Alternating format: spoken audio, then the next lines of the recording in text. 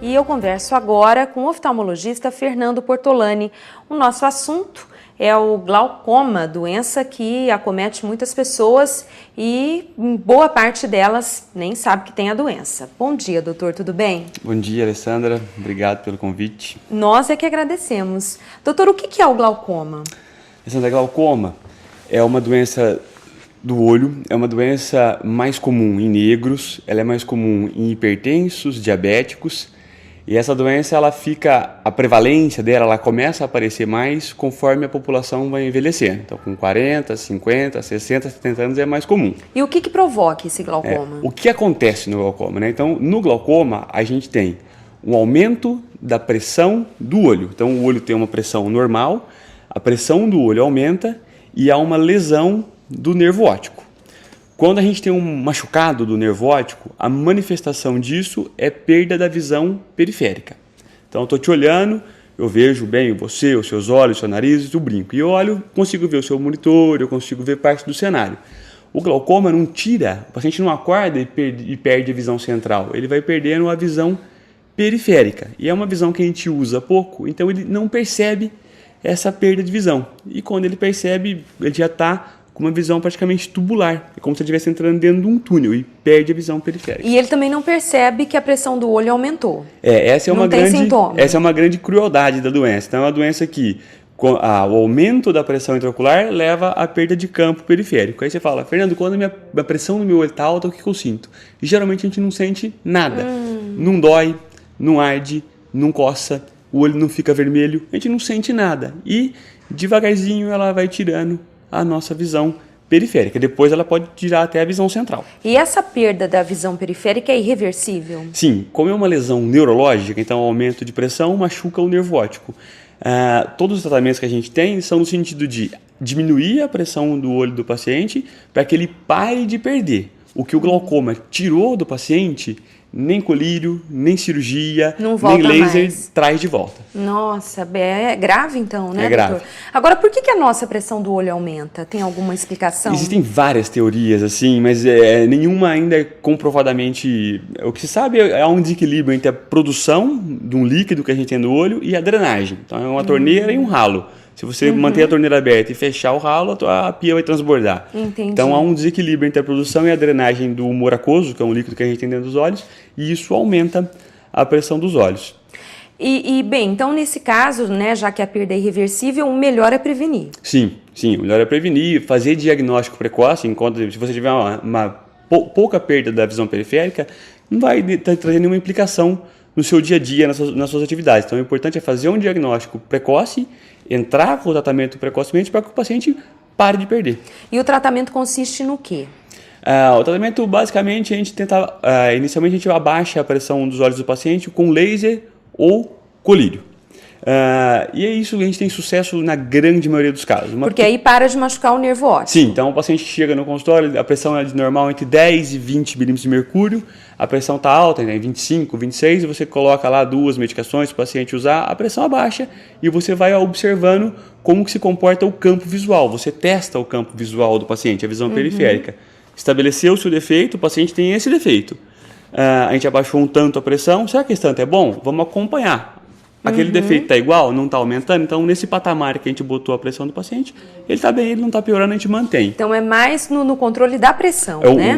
O objetivo do controle do glaucoma é abaixar a pressão intraocular do paciente.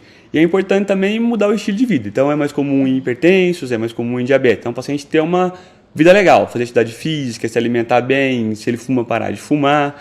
Isso também ajuda muito. Isso é impressionante como vale para todas as especialidades, né? Vale para tudo. Desde oftalmologia, cardiologia, tudo, né? Manter uma vida saudável é importante em todos os aspectos do corpo humano, né? Evidentemente.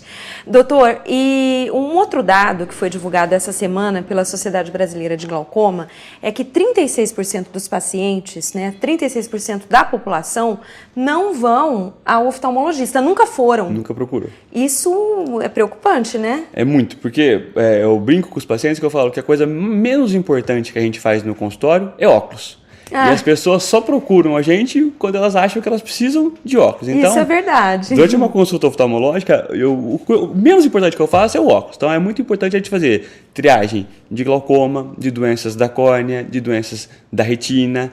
Então, existe uma série de doenças que a gente procura no exame oftalmológico e tenta instituir tratamento precocemente, que não os óculos, que é o menos importante. E falta divulgar isso, então, né? Sim. Porque na maioria das vezes as pessoas realmente procuram um oftalmologista porque não estão enxergando bem, né? Tem alguma dificuldade para enxergar e aí acaba procurando. Um óculos num paciente com glaucoma, por exemplo, não ajuda ele em nada. Não vai ajudar em nada. Se ele tiver algum erro de refração, sim, mas em relação ao glaucoma não muda nada. Correto. Bem, e você falou que acomete principalmente a partir dos 40 anos, né? Mas pode acontecer também de o glaucoma se manifestar em pessoas mais jovens? Pode. É raro. Tem fator genético? Se os seus familiares têm glaucoma, a sua chance de ter glaucoma é maior do que de pessoas cujos familiares não têm glaucoma. Mas não é uma doença dominante, cuja necessariamente se seus pais têm, você vai ter. Mas se seus pais têm, a sua chance de ter é um pouco maior. A forma mais comum é essa, então, que começa ali com 50, 60 anos, hipertensos, diabéticos, mas existem outras formas de glaucoma. Existe glaucoma congênito, que o recém-nascido nasce com os olhos grandes, e a gente tende a achar que é bonito, fala, nossa, que nenê com olho grande, olho bonito, mas na verdade é porque, como o olho do nenê é muito molinho, e a pressão sobe, o olho cresce. O nosso olho do adulto é mais firme, então a pressão sobe e o olho não aumenta, né? Só a pressão sobe. Então, tem glaucoma do recém-nascido, tem glaucoma infantil, esse é raríssimo, que aparece depois do nascimento. Existem alguns glaucomas que são mais comuns em mulheres ao redor dos 40, 50 anos, e esse glaucoma tem uma característica de cursar com pressão do olho baixa. Aí esse é o que a gente chama de glaucoma de pressão normal. E aí o fator de risco para esses são pacientes que têm muita enxaqueca ou fenômenos vasculares, tem doenças reumatológicas que diminuem o fluxo de sangue para o nervo óptico. Então, apesar da pressão do olho ser baixa, o paciente tem algum fator que não deixa chegar muito sangue no nervo óptico. E o nervo óptico sofre também. Esses são outros tipos e mais raros, né? Muito mais raros. Agora, nos casos mais comuns, quando é que a pessoa percebe que ela tem algum problema? Quando ela perde a visão, é o único sintoma?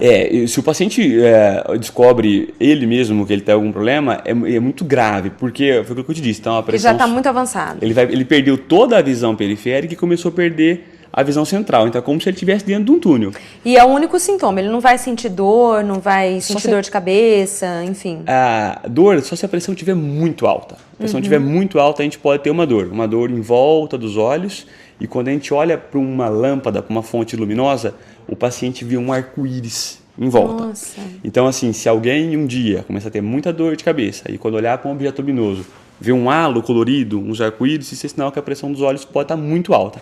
Mas isso também é raro. O mais comum é o paciente subir a pressão, não sentir nada e ir perdendo a visão de maneira assintomática. Essa é a grande crueldade da doença. Nossa, realmente. Agora, ele pode desenvolver em um olho só ou ele geralmente desenvolve nos dois ao mesmo tempo? Geralmente a doença é bilateral, um pouco assimétrica. Um olho pode ser um pouco pior do que o outro, mas a doença geralmente é bilateral. Tá, e então a dica é consultar um oftalmologista todo ano. Sim. Uma vez por ano, pelo menos. Sim, depois dos 40 anos é aconselhável que você vá ao oftalmologista uma vez por ano. Se na família alguém tem história de glaucoma, a gente sugere que vá antes. Mas depois dos 40 todo mundo deve ir. Doutor, e a importância de se manter a pressão do olho num nível aí razoável? Qual é o nível razoável da pressão do olho? Então, para cada paciente, a gente determina um nível. O nível bom é aquele nível onde o paciente não tem mais perda. Então, o normal seria de 10 a 21. E isso é medido só no consultório? A pessoa não consegue medir a sua pressão ocular? Não. Só um oftalmologista que consegue fazer. Tem pacientes que com 15 estão bem e não evoluem. Tem pacientes que com 15 não é legal, você tem que baixar para 12. Tem paciente que com 12 está ótimo, tem paciente que com 12 não é legal. Tá. Então, para cada paciente, você tem que estabelecer o tanto que ele perdeu. E abaixar ali, 40% da pressão do valor inicial. E aí você acompanha. Se com esse tanto que você abaixou, o paciente parou de piorar, tá estabelecido. Certo. Agora, a pressão ocular, ela tem relação somente com glaucoma ou com outros danos também? O principal fator de risco para ter glaucoma é aumento da pressão, e o aumento da pressão gera basicamente glaucoma, não gera outras doenças, não. Correto. Então fica aí o alerta, porque segundo a Sociedade Brasileira de Glaucoma, 50% dos pacientes que têm a doença não sabem. né? Isso é preocupante, porque muitas vezes, como você disse, chegam no consultório, já tem uma perda irreversível aí da visão, de boa parte da visão, né, doutor? É isso. E aí, com o passar do tempo, não é só a periférica, mas é a visão principal. Central, sim. A gente começa a perder a visão periférica, mas no final a gente perde a visão central. E é a principal causa de cegueira irreversível hoje. Então existem causas de cegueira reversíveis. Catarata antigamente era uma causa de cegueira reversível. Você opera e o paciente volta a enxergar. O glaucoma não. Você opera, você abaixa a pressão e ele para de perder, mas o que ele perdeu não eu não mais. consigo devolver para ele. Correto. Tá certo, doutor. Muito obrigada pela entrevista mais uma vez. Um ótimo dia e até a próxima. Obrigado. Bom dia.